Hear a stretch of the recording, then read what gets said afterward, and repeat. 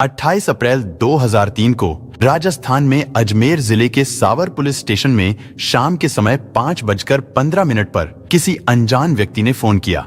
वो व्यक्ति बहुत घबराया हुआ था। उसने पुलिस को बताया कि जसवंतपुरा गांव के बाहरी इलाके में बनास नदी के किनारे पर एक कटा हुआ सिर पड़ा है जो बुरी तरह से जला हुआ है। जब तक पुलिस फोन करने वाले व्यक्ति का नाम पता पूछते, इससे पहले ही उसने फोन काट दिया। लेकिन सूचना मिलते ही सावर पुलिस स्टेशन के एसएचओ सुरेंद्र सिंह तुरंत अपनी टीम के साथ बनास नदी के किनारे पर पहुंचे और जब उन्होंने सूखे तल पर पिलर नंबर 11 के पास जाकर देखा तो वहां पर वास्तव में एक जला और कटा हुआ सिर पड़ा था। वहां पर उन्हें एक प्लास्टिक का थैला भी मिला, उस पर भी खून लगा हुआ था। अभी पुलिस जांच कर ही रही थी, तभी अचानक पुलिस को देखकर कुछ स्थानीय लोग भागते हुए बदहवास हालत में वहां पहुंचते हैं। उन्होंने पुलिस को बताया कि गांव के बाहर बजरंग नाम के व्यक्ति के कुएं में एक गठरी तैर रही है, जिसकी वजह से कुएं से बहुत बदबू आ रही है और वहीं पुलिया के पास खून से सने कुछ कपड़े भी पड़े हुए हैं। पुलिस तुरंत उस कुएं की ओर दौड़ती है। रास्ते में बनास नदी से 2 किलोमीटर की दूरी पर एक पुलिया के नीचे सावर पुलिस को एक शर्ट, तकिया, टेबल का कवर और 2 प्लास्टिक के कट्टे मिलते हैं। वो सब खून से सने हुए थे। इसके बाद पुलिस जसवंतपुरा गांव के बाहर बजरंग नाम के व्यक्ति के कुएं पर पहुंचती है। उस कुएं में गठरी तैरती दिखाई दे रही थी। उसे रस्सी में लोहे का हुक बांधकर ग्रामीणों की मदद से बाहर निकाला गया। लेकिन जैसे ही उस गठरी को खोला गया तो उस गठरी के अंदर का दृश्य देखकर पुलिस वालों के भी होश खराब हो गए। उस गठरी के अंदर एक व्यक्ति की नग्न लाश थी। वो लाश जगह जगह से जली हुई थी। उसका सिर भी कटा हुआ था। उसकी आंतें बाहर निकली पड़ी थीं, जिसकी वजह से उस लाश से बहुत ही गंदी बदबू आ रही थी। अब ये बात तो साफ हो चुकी थी कि कातिलों ने किसी व्यक्ति का कत्ल करके उसकी पहचान छिपाने के लिए शव को काटकर फिर उसे जलाकर अलग अलग जगहों पर फेंक दिया था। पुलिस ने लाश के सिर और धड़ को सावर हॉस्पिटल की मोर्चरी में भिजवा दिया। वहां पर उसका पोस्टमार्टम किया गया। इधर पुलिस ने उस व्यक्ति की पहचान करने की बहुत कोशिश की, लेकिन उस शव की पहचान नहीं हो पाई। पोस्टमार्टम करने वाले डॉक्टर्स ने पुलिस को बताया कि मृतक की बाईं आंख के नीचे एक स्टील का तार लगा हुआ है, यानी उसकी पहले भी कोई मेजर सर्जरी हुई थी। उसी सर्जरी के दौरान ये तार लगाई गई होगी। लेकिन पुलिस को नहीं पता था कि आगे चलकर यही स्टील का तार उनके लिए इस केस की इन्वेस्टिगेशन में सबसे अहम कड़ी साबित होगा। खैर, शव की शिनाख्त ना होने पर कुछ समय बाद उसका अंतिम संस्कार कर दिया गया। जहां एक तरफ पुलिस के लिए ये सिर कटी लाश अनसुलझी पहेली बनी हुई थी, वहीं दूसरी ओर किशनगढ़ शहर में रहने वाले एक बड़े मार्बल कारोबारी भवानी शंकर शर्मा अचानक लापता हो गए थे। भवानी शंकर शर्मा पिछले कई दिनों से अपने गोडाउन पर नहीं आ रहे थे, जिस कारण मजबूरी में उनकी जगह अब उनकी पत्नी निधि शर्मा को ही मार्बल गोडाउन पर आना पड़ रहा था। भवानी शर्मा और निधि के 2 बच्चे भी थे। भवानी शंकर किशनगढ़ का ही रहने वाला था। शादी के कुछ साल बाद वो अपने माता पिता से अलग अपनी पत्नी और बच्चों के साथ किशनगढ़ में ही दूसरे फ्लैट में रहने लगा था। पत्नी के प्रेशर के बाद वो माता पिता से अलग तो रहने लगा था, लेकिन भवानी शंकर हर रोज अपने माता पिता से फोन पर बात करता था, उनका हाल चाल पूछता था। वो अक्सर उनसे मिलने भी चला जाता था। लेकिन अब अचानक दुर्गा प्रसाद की अपने बेटे भवानी शंकर से बातचीत होनी बंद हो गई थी, जिसकी वजह से उन्हें भवानी शंकर के बारे में कुछ भी पता नहीं चल पा रहा था। 25 अप्रैल 2003 को भवानी शंकर आखिरी बार अपने माता पिता से मिलने आया था। उस दिन वापस अपने घर पहुंचकर उसने अपने पिता को यह बताने के लिए फोन भी किया था कि वो ठीक ठाक घर पहुंच गया है। लेकिन इस फोन के बाद ना तो भवानी अपने माता पिता के घर गया और ना ही फिर कभी उसने माँ बाप को फोन किया। इसी बीच दुर्गा प्रसाद को पता चला कि आजकल मार्बल गोडाउन पर उनके बेटे की जगह उसकी पत्नी निधि आ रही है। इस बात से वो और भी ज्यादा टेंशन में आ गए। ये सब सुनते ही दुर्गा प्रसाद को बेटे की चिंता होने लगी थी। उन्होंने पहले बेटे भवानी शंकर के घर पर फोन लगाया तो वहां से पता चला कि निधि शर्मा गोडाउन में जा चुकी है। इसके बाद उन्होंने निधि को गोडाउन में फोन लगाया और उससे भवानी के बारे में पूछा। इस पर निधि ने ससुर दुर्गा प्रसाद से कहा कि आप गोडाउन में आ जाओ, लेकिन घर पर मत आना, क्योंकि मैं तुम्हारी सेवा करने के लिए खाली नहीं बैठी हूँ। दुर्गा प्रसाद को अपनी बहू से इससे ज्यादा और कोई उम्मीद भी नहीं थी, इसलिए ना तो वो निधि के घर गए और ना ही गोडाउन पर गए। इसके बाद दुर्गा प्रसाद ने अपने रिश्तेदारों के साथ मिलकर भवानी शंकर को बहुत तलाश किया, लेकिन फिर भी भवानी शंकर का कुछ पता नहीं चला। और निधि शर्मा, जिसे भवानी शंकर के बारे में शायद कुछ पता हो सकता था कि वो कहाँ है, मगर उसने चुप्पी साध रखी थी। वो किसी को कुछ बताने के लिए तैयार नहीं थी, लेकिन ऐसा भी नहीं था कि वो अपने पति भवानी शंकर को ढूंढ नहीं रही थी, बस वो अपने ससुराल वालों से मदद नहीं मांगना चाहती थी। इसी बीच 4 मई 2003 को दुर्गा प्रसाद अपने घर बैठे चाय पीते हुए अखबार पढ़ रहे थे। लेकिन जैसे ही उन्होंने अखबार के पन्ने को पलटा तो अचानक उनके हाथ से चाय का कप छूटकर फर्श पर गिर पड़ा। उन्होंने दोनों हाथों से अपने सिर को पकड़ लिया। आखिर उन्होंने अखबार में ऐसा क्या देख लिया था जिसे पढ़कर उनकी हालत खराब हो गई थी। दरअसल उस अखबार में लिखा था कि सावर पुलिस को एक व्यक्ति का जला हुआ सिर मिला है, जिसकी बाईं आंख के नीचे स्टील का तार लगा हुआ है। साथ ही मृतक की दाहिनी कलाई पर एक मोली का धागा भी बंधा है। इतना पढ़ते ही दुर्गा प्रसाद को यह आभास होने लगा था कि शायद उनके बेटे के साथ कुछ बहुत ही भयानक हुआ है। उन्हें लग रहा था कि शायद ये शव उनके बेटे भवानी शंकर का ही है। ये ख्याल आते ही दुर्गा प्रसाद के हाथ पांव सुन हो गए। दरअसल भवानी शंकर का कुछ साल पहले एक एक्सीडेंट हो गया था। उस एक्सीडेंट में भवानी के बाएं गाल की हड्डी टूट गई थी, जिसके बाद दिल्ली के सर गंगा राम हॉस्पिटल में एक सर्जरी के दौरान भवानी शंकर को भी उसी तरह का तार लगाया गया था। ये खबर पढ़ते ही दुर्गा प्रसाद ने तुरंत अपने तीनों बेटों, दामाद और भवानी शंकर की पत्नी निधि को फोन किया और उन्हें भी अखबार में छपी इस खबर की जानकारी दी। साथ ही दुर्गा प्रसाद ने उन सभी को पुलिस स्टेशन चलने के लिए तुरंत अपने घर पहुंचने को कहा।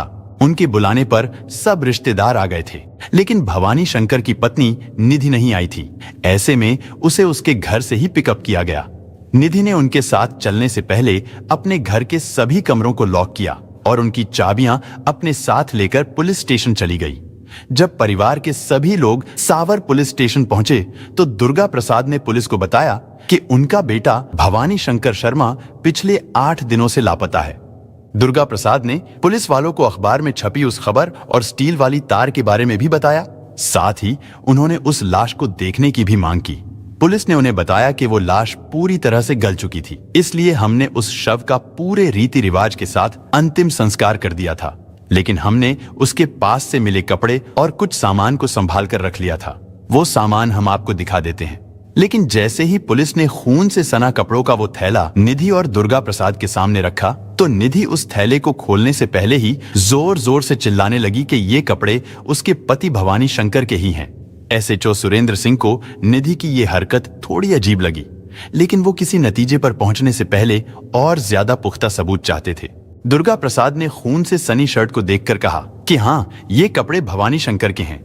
निधि ने भी पुलिस को यही बताया कि ये शर्ट उसके पति भवानी शंकर की ही है और खून से सना तकिए का कवर और चादर भी उनके ही कपड़े हैं। लेकिन पुलिस की नजरों में सिर्फ निधि के कहने से वो शर्ट और बैग भवानी शंकर का नहीं हो जाता। यानी इससे ये साबित नहीं होता कि जो लाश पुलिस ने जलाई है वो भवानी शंकर की ही थी। पुलिस को तो कोई ठोस सबूत चाहिए था। इस पर दुर्गा प्रसाद ने पुलिस को बताया कि आपको जो स्टील का तार मिला है वो स्टील का तार भी उनके बेटे भवानी शंकर को ही लगाया गया था, क्योंकि इस घटना से 11 साल पहले जब उनके बेटे का एक्सीडेंट हुआ था तो उसके दाएं गाल की हड्डी टूट गई थी। दुर्गा प्रसाद अपने बेटे को दिल्ली के सर गंगा राम हॉस्पिटल लेकर गए थे। वहां पर डॉक्टर शिव शंकर साहा ने सर्जरी के दौरान उस तार से भवानी शंकर के गाल की हड्डी को माथे की हड्डी से जोड़ा था। लेकिन पुलिस वाले दुर्गा प्रसाद की इस बात पर भी विश्वास करने को तैयार नहीं थे। इस बात को कंफर्म करने के लिए थाना प्रभारी सुरेंद्र सिंह ने दुर्गा प्रसाद से नंबर लेकर सर गंगा राम हॉस्पिटल में डॉक्टर साहा से फोन पर बात की।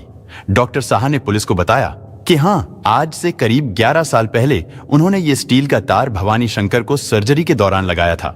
साथ ही डॉक्टर साहा ने पुलिस को यह भी बताया कि इस तरह के स्टील का तार लगाने के लिए वो देश में मात्र एक ही स्पेशलिस्ट डॉक्टर है।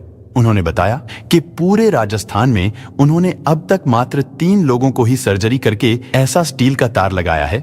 डॉक्टर साहा ने पुलिस को उन तीनों पेशेंट के बारे में पूरी जानकारी भी दे दी, जिससे पुलिस का काम अब बहुत आसान हो गया था। इसके बाद पुलिस ने भवानी शंकर के अलावा एक एक कर बाकी के दोनों पेशेंट के बारे में पता लगाया तो वो दोनों जिंदा थे। यानी अब ये बात तो साफ हो गई थी कि वो अधजली सिर कटी लाश भवानी शंकर की ही थी। लेकिन सबसे बड़ा सवाल ये था कि आखिर भवानी शंकर का कत्ल किसने और क्यों किया था। पुलिस ने इन्वेस्टिगेशन शुरू की तो सबसे पहले पुलिस का शक निधि पर गया, लेकिन फिर पुलिस को लगा कि भवानी शंकर लंबे चौड़े कद का इंसान था, जबकि निधि उसके सामने बिल्कुल छोटे से कद की थी। तो वो भवानी शंकर को कैसे मार सकती थी?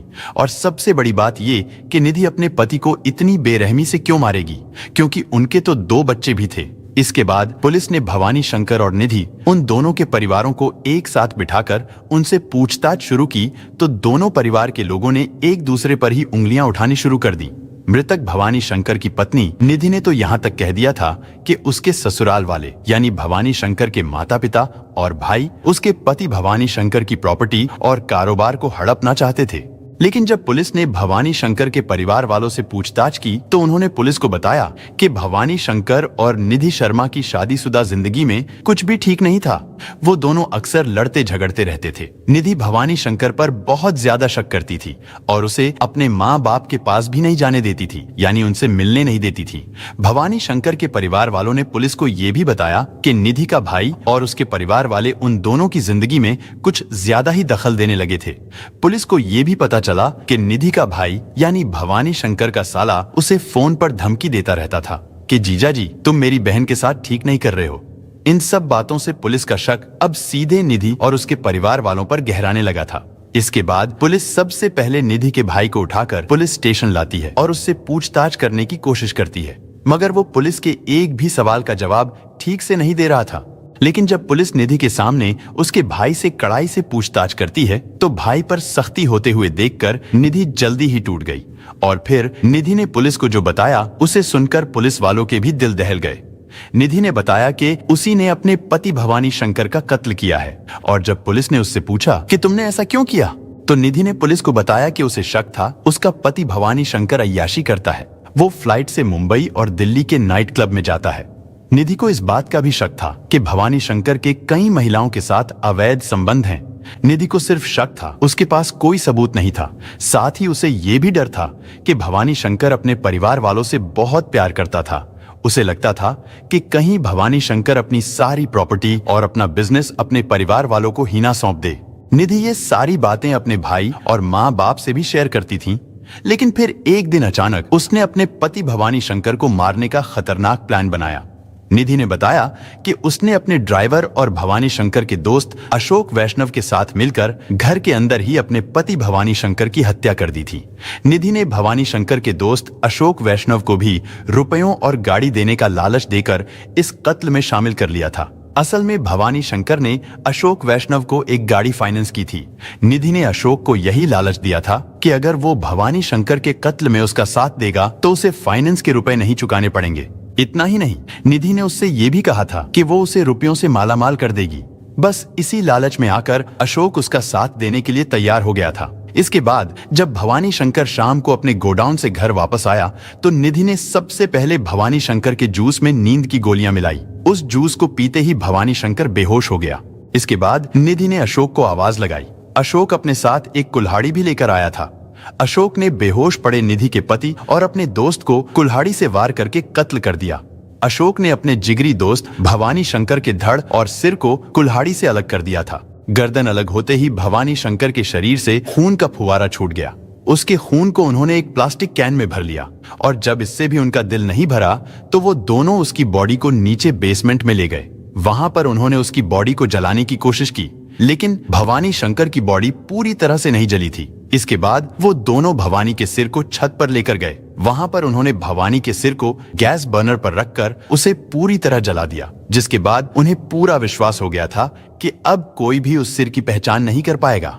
इसके बाद वो लोग भवानी के शव को और खून में सने उसके कपड़ों को गाड़ी में रखकर जंगल की ओर निकल पड़े।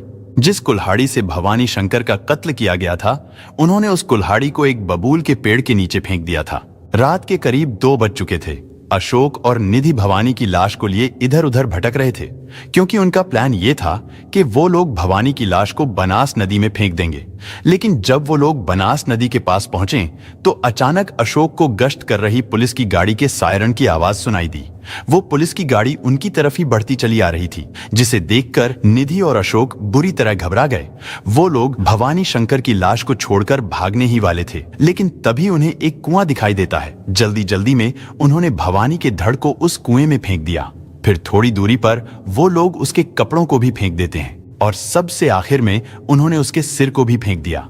इसके बाद उन्होंने भवानी के शरीर से निकले हुए खून से भरे उस कैन को हटुंडी नाम की जगह पर एक गड्ढा खोदकर उसमें गाड़ दिया। इसके बाद वो लोग वापस किशनगढ़ आ गए। किशनगढ़ लौटने के बाद अगले दिन सुबह को निधि ने घर में काम करने वाली एक महिला को बुलाकर साफ सफाई करवाई। उस दौरान काम करने वाली महिला ने फर्श पर लगे खून के धब्बे देखकर निधि से पूछा भी था कि ये धब्बे कैसे हैं। इस पर निधि ने उससे कहा था कि ये खून नहीं, कलर है। इधर जब पुलिस मौकाए वारदात यानी भवानी शंकर के घर पर जांच करने के लिए पहुंची तो वहां पर पुलिस को भवानी शंकर की लिखी एक डायरी मिलती है। दरअसल भवानी शंकर को डायरी लिखने का भी शौक था, लेकिन उस डायरी में जो लिखा था उसे सुनकर शायद आपकी आंखों में भी आंसू आ जाएंगे, इसलिए भवानी की इस दुख भरी जिंदगी को बहुत ध्यान से सुनना। दरअसल भवानी भले ही एक बड़ा बिजनेसमैन था, लेकिन वो अपनी जिंदगी में खुश नहीं था, क्योंकि जब पुलिस ने उस डायरी को पढ़ना शुरू किया तो पता चला कि भवानी की पत्नी निधि उसे एक बार नहीं बल्कि बार बार मारती थी। भवानी शंकर की डायरी ने निधि को लेकर कई खुलासे किए थे। 15 मई सन 2002 को पेज नंबर 134 पर भवानी ने लिखा था, सुबह से ही निधि तलाक के लिए जोर दे रही है। मैंने उसे मना किया तो वो घर से जाने लग गई। मैंने उसे रोकने की कोशिश की तो उसने मुझ पर पलटवार भी किया। मैंने उसे दिखाने के लिए कोर्ट के नंबर लिए और फोन भी लगाया। मुझे पता था कि कोर्ट में दोपहर 1 बजे तक ही काम होता है, इसलिए मैंने जानबूझकर टाइम जाया किया। फिर दोपहर 1 बजे हम दोनों कोर्ट में पहुंचे, तब तक कोर्ट बंद हो गया था। उसने वकील के पास चलने की जिद की तो हम वकील के पास गए और तलाक के पेपर रेडी करने को कहा। वकील ने हम दोनों को बहुत समझाया। इसके बाद निधि गुस्से में मोटरसाइकिल से जयपुर के लिए रवाना हो गई। मैंने उसे बहुत ढूंढा, लेकिन उसका कोई पता नहीं चला। इसके बाद मैं घर पहुंचा तो पता चला कि उसने बाहर चाय बनाने वाली महिला को कहा था कि मेरे दोनों बच्चों को घर के अंदर बंद करके बाहर से गेट लगा देना। इसके बाद वो रात को 11 बजे घर लौटी थी। इसके बाद 20 मई सन 2002 को पेज नंबर 139 पर भवानी ने लिखा था, निधि ने मुझसे पूछा कि मैंने उसके बुरे व्यवहार और स्वभाव के बारे में उसके घर वालों को क्यों बताया है। उसने मुझे कहा कि तुम मेरी इमेज खराब कर रहे हो। उसी दिन भवानी ने यह भी लिखा था कि उसने मुझे धमकी दी, या तो मैं अपनी कंपनी बंद कर दूं और अपने सारे स्टाफ को बाहर निकाल दूं, नहीं तो वो मेरे खिलाफ झूठा केस दर्ज करवाएगी। मैंने उससे रिक्वेस्ट की, लेकिन वो नहीं मानी। उसने कहा कि स्टाफ को तो निकालना ही पड़ेगा, वो मेरे लिए और बच्चों के लिए खाना भी नहीं बनाती है। अगर दुखी मन से उसके मायके वालों को कुछ बताता हूँ तो निधि धमकाती है। उसके मायके वाले भी ध्यान नहीं देते हैं। वो दिन भर घर से गायब रहती है और रात में लेट घर आती है। इसके बाद 4 जून 2002 को पेज नंबर 154 पर भवानी ने अपना दर्द कुछ यूं बयां किया था। भवानी ने लिखा था, मुझे डर है कि मुझे खाने में जहर दिया जा रहा है। पता नहीं वो मेरे खाने में ऐसा क्या मिलाती है। आजकल मेरी जीभ लड़खड़ाने लग गई है। एक दिन मैंने उसे वो दाल खाने को कहा जो वो मेरे लिए लेकर आई थी। निधि ने वो दाल नहीं खाई, बल्कि उसने वो दाल बाहर गिरा दी। इससे मेरा शक और गहरा हो गया। यानी भवानी शंकर जानता था कि निधि उसे मारना चाहती है, लेकिन फिर भी वो रिश्ता निभाने के लिए सब कुछ सहता रहा। शायद अपने उन 2 मासूम बच्चों के लिए, क्योंकि ऐसा सिर्फ एक बाप ही कर सकता है। खैर, भवानी शंकर की ये डायरी अब निधि के खिलाफ सबसे बड़ा सबूत था। इसके बाद 30 जुलाई 2004 को एडिशनल सेशन कोर्ट के जज केकड़ी द्वारा निधि शर्मा और अशोक वैष्णव को भवानी शंकर शर्मा की हत्या का दोषी मानते हुए उन दोनों को आजीवन कारावास की सजा सुनाई गई। इसके बाद उन दोनों ने सेशन कोर्ट के इस फैसले को हाई कोर्ट में चुनौती दी, लेकिन हाई कोर्ट ने भी उम्र कैद की सजा को बरकरार रखा। निधि और भवानी शंकर के दोनों बेटों को पिता की हत्या हो जाने और मां के जेल जाने के बाद दादा दादी की कस्टडी में दे दिया गया। उन्होंने ही उन दोनों बच्चों की परवरिश की। इधर साल 2024 में सजा पूरी हो जाने के बाद निधि को जेल से रिहा कर दिया गया और अब निधि का अपने दोनों बच्चों के साथ भवानी शंकर की प्रॉपर्टी को लेकर विवाद चल रहा है। यानी वो प्रॉपर्टी जो भवानी शंकर की थी, जिसका निधि ने बड़ी ही बेरहमी से कत्ल कर दिया था। अब वो उसी भवानी शंकर की प्रॉपर्टी को पाने के लिए अपने ही बच्चों के साथ केस लड़ रही है। दोस्तों, इस घटना को सुनाने का उद्देश्य किसी का दिल दुखाना नहीं है, किसी को परेशान करना नहीं, बल्कि आपको जागरूक करना है, आपको सचेत करना है। दोस्तों, इस पूरी घटना के बारे में आपकी क्या राय है, कमेंट बॉक्स में जरूर बताएं। और अगर हमारी मेहनत पसंद आई हो तो इस वीडियो को लाइक करते हुए शेयर भी करें। अगर आपने अब तक चैनल को सब्सक्राइब नहीं किया है तो हमारे चैनल को सब्सक्राइब कर लीजिए। धन्यवाद।